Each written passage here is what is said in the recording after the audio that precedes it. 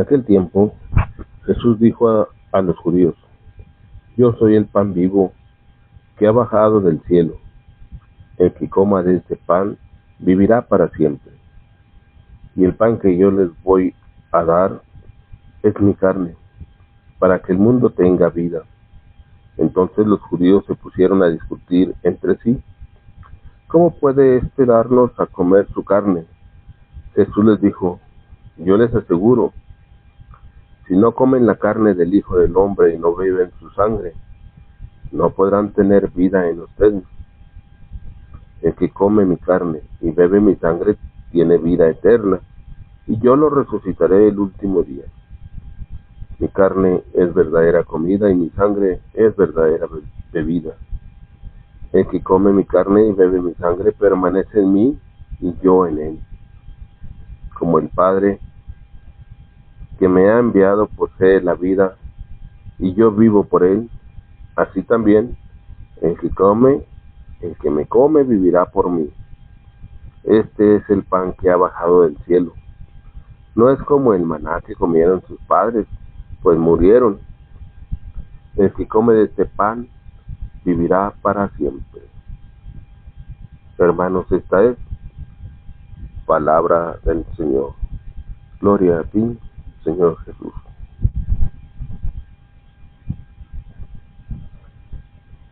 Habíamos visto del libro de Proverbios que la sabiduría había preparado una mesa, un banquete,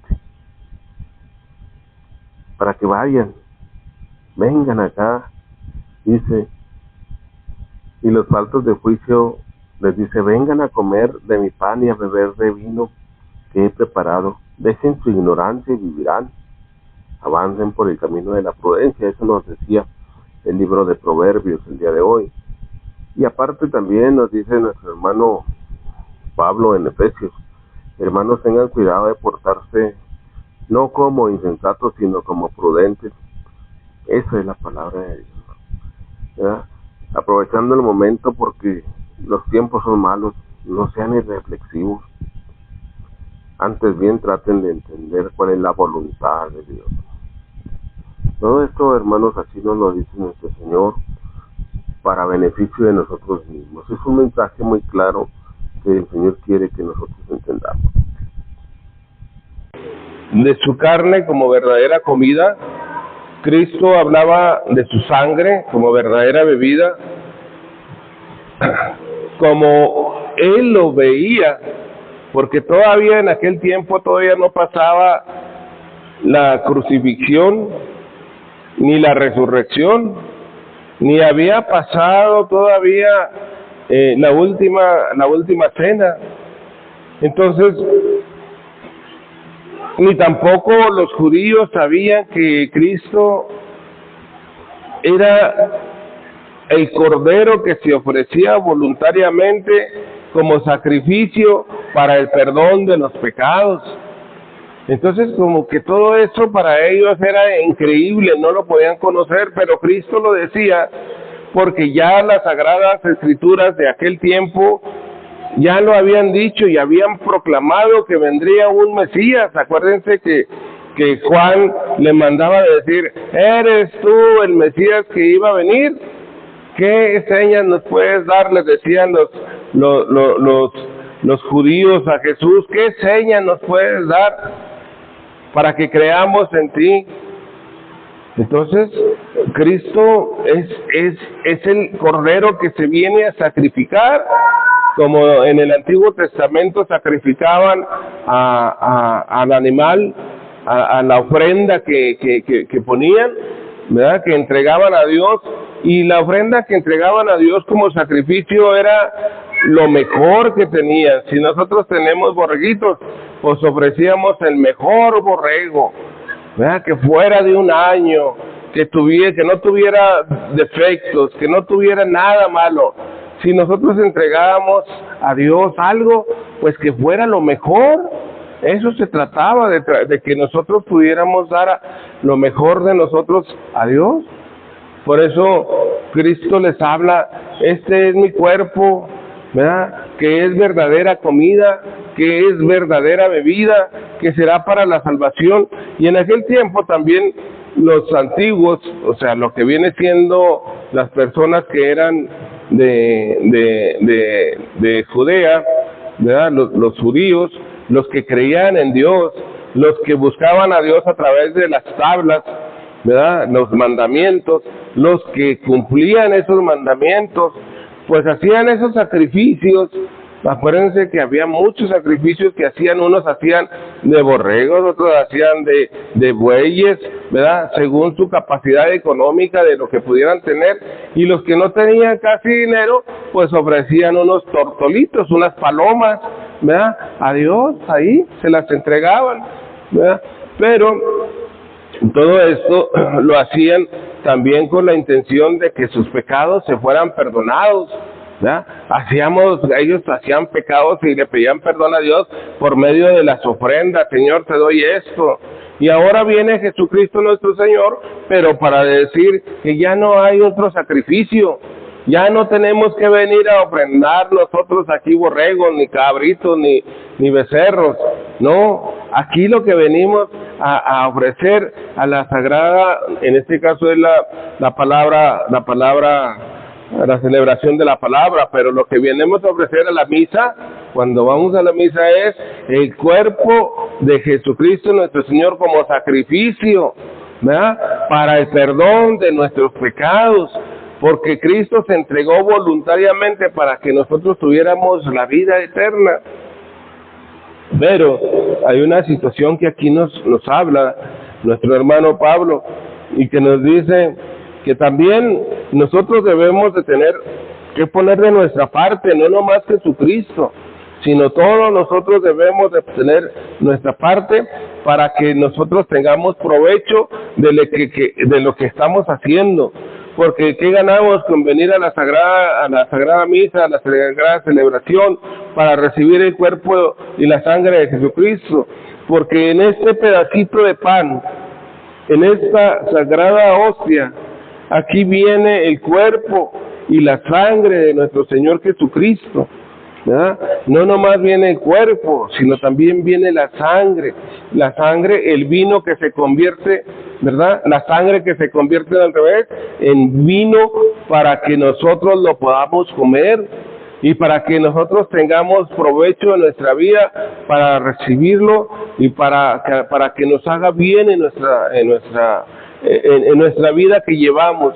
¿Cómo es que a lo mejor, fíjense, tan sencillo, si nos ponemos a fijar, cómo vivimos los cristianos? Usted, ¿cómo vive sus hijos? ¿Cómo vive las personas que creemos en Dios, que venimos a la iglesia? Pues a lo mejor si ponemos un antecedente en nuestra vida y podemos decir, hace 10 años como era, hace 15 años como era, podemos decir que a lo mejor éramos diferentes personas, a lo mejor éramos buenos, ¿verdad? Pero no éramos como ahora.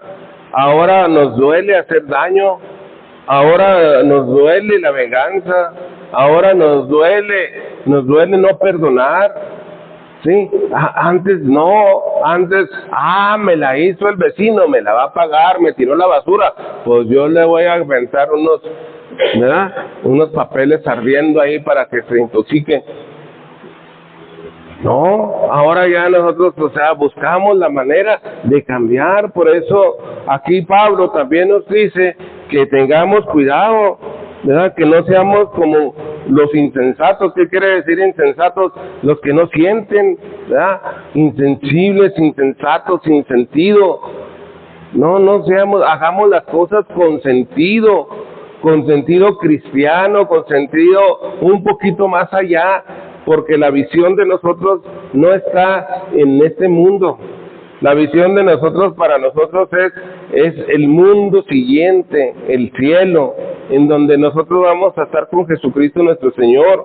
Para los que no vienen a la misa, para los que andan fuera en la vagancia, ellos no tienen ese sentimiento, no tienen esa sensatez, ¿verdad? Por eso pueden vivir su vida insensatos, ¿verdad? O sea, pueden ser buenos hijos, pueden ser buenas personas, pueden ser aquello, pero no de ninguna manera tienen la sensibilidad cristiana, ¿sí? Todavía la sensibilidad cristiana no la tienen, porque si la tuvieran, estuvieran en la misa, porque si la tuvieran, estuvieran viniendo a recibir el cuerpo y la sangre de Cristo. Y a lo mejor si venimos a la iglesia y no recibimos el cuerpo y la sangre de Cristo, entonces pues hay que poner un paréntesis ahí y decir, bueno, yo estoy cumpliendo, yo estoy llegando, yo estoy recibiendo a Dios a través de las Sagradas Escrituras, pero no estoy recibiendo el cuerpo y la sangre de Cristo porque no me he confesado. Ah, ok, pues voy a hacerlo, ¿verdad? Porque es un banquete como dice acá el primer libro, el Proverbios, ¿verdad? La sabiduría es un banquete, ¿verdad? Un banquete, ahí está el banquete, y los que no creen, los insensatos, ellos no se acercan porque no sienten la necesidad. Ellos creen que se van a salvar, ellos creen que no va a pasar nada, ellos piensan que a lo mejor Dios es tan bueno que nunca van a perder ellos el cielo a pesar de lo que hagan, a pesar de no confesarse, a pesar de no pedir perdón por sus pecados, a pesar de no reconocer a Dios. No, solamente Dios sabrá.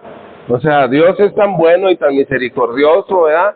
Para que nosotros tengamos la salvación, sí, pero también en nuestros ruegos, a lo mejor usted al momento de que está pensando esto, está diciendo, y mis hijos no vienen a la iglesia, y mis hijos y mis nietos tampoco, o sea, o mis hermanos no vienen a la iglesia, no se acercan a Dios, ellos se pueden perder. Sí, efectivamente se pueden perder, pero hay una situación que por medio de nuestras oraciones nosotros llevamos también a nuestra casa la salvación, porque a través de una oración, si un papá está orando por sus hijos, al rato su hijo se le empieza a quitar esa caparazón que trae y empieza a acercarse a Dios, ¿ya? Y entonces, pero el detalle es que les acabo de decir, si a lo mejor estamos viniendo a la iglesia y no hemos comulgado porque no queremos, pues vamos a acercarnos, ya es el momento, porque dice la palabra que Él es el verdadero alimento que ha bajado del cielo. Fíjense, es lo que nosotros vamos a recibir es a Cristo, para que nosotros podamos tener participación con Él, como dice, como el Padre está en mí y yo estoy en mi Padre, ustedes también están en mí, ¿verdad? Entonces nosotros nos vamos junto con Cristo a estar un poquito allá con el Padre, cuando recibimos la Sagrada Comunión. ¿Me explico? ¿Por qué es lo importante? Porque ya estamos siendo familia de Cristo. Por eso nos dice que hay una situación para todos nosotros los que venimos a la iglesia.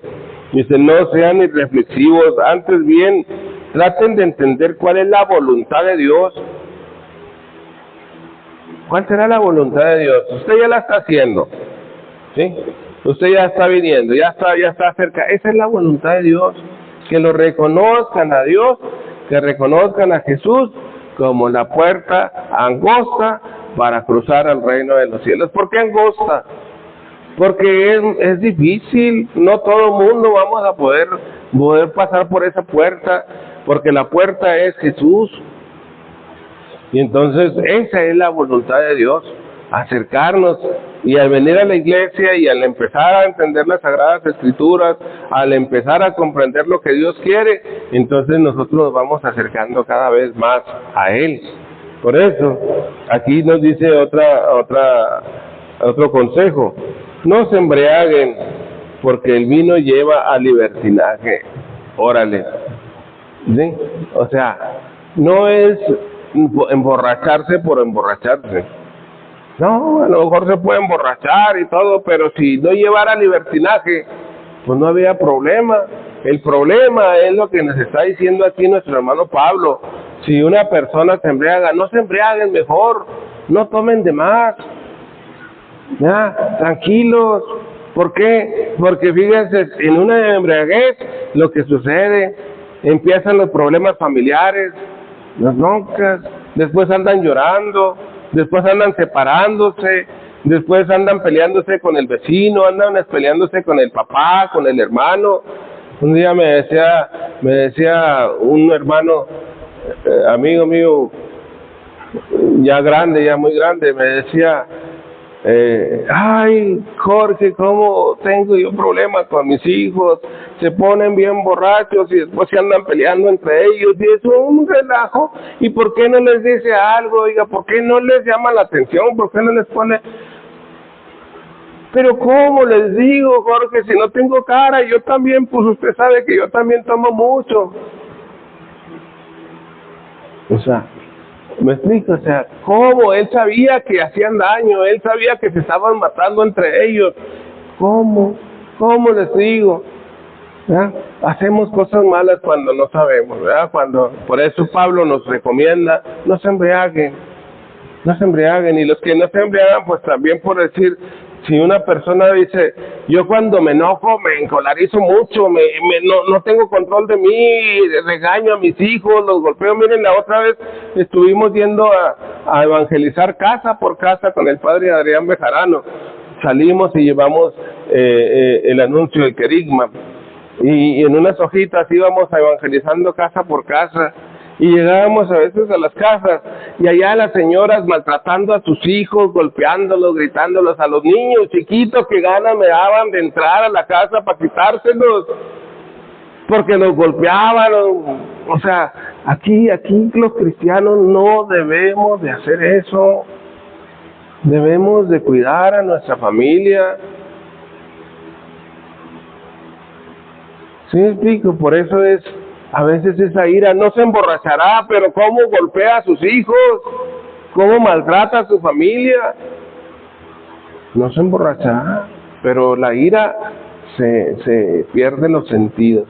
Entonces, hermanos, cuando tengamos todos esos ataques de coraje, de ira contra el esposo, contra la esposa, contra la familia, acuérdese, aquí te dijo Dios, ¿verdad? Que a lo que a Dios le gusta, ¿verdad? Porque Dios dice, antes bien traten de entender cuál es la voluntad de Dios. ¿Y cuál es la voluntad de Dios? Jesús nos dejó 2 mandamientos: amarás al Señor tu Dios con todo tu corazón y a tu prójimo como a ti mismo. Amén. Por eso, cuando venimos a recibir el cuerpo y la sangre de nuestro Señor Jesucristo, pues lo estamos recibiendo a Él y estamos comprometiéndonos a seguirlo por esa puerta angosta, y ahí la llevamos. El que no pueda, ¿verdad? Porque está divorciado, porque tiene una imposibilidad, porque está, pues ni modo, ¿verdad? Ya el momento de venir, pues ya está cumpliendo, ¿verdad? Ya está cumpliendo, porque está viniendo a tratar de recibir a Dios. Pero si no hay impedimento, pues hay que buscar casarse por la iglesia para que pueda recibir la Sagrada Comunión. Los solteros, pues tratar de comulgar, de ir con el sacerdote a que vayan a hacer la confesión, de perdido cada 3 meses, ¿ya? Vaya y viene a comulgar y otra vez vuelve a pecar. Todos, o sea, nadie vamos a quedarnos limpios toda la vida, nadie, porque somos pecadores por naturaleza, pero vamos, es mejor. Imagínese usted que con esa ropa que usted trae, hermano, se va a trabajar, regresa, y al día siguiente se la vuelve a poner, y al día siguiente se la vuelve a poner. Y pasa un mes, ¿cómo le da, hermano? ¿Cómo le da? Y pasa un año, así olemos cuando no vamos a confesar nuestros pecados. Así todo lo que traemos, no lavamos nuestro corazón, no lavamos nuestra alma. ¿Cómo lo traeremos? ¿Ya? Por eso es bueno ir cada vez que podamos a confesarnos para lavar, ¿verdad?, nuestro interior. Gloria a Dios. Nos ponemos de pie.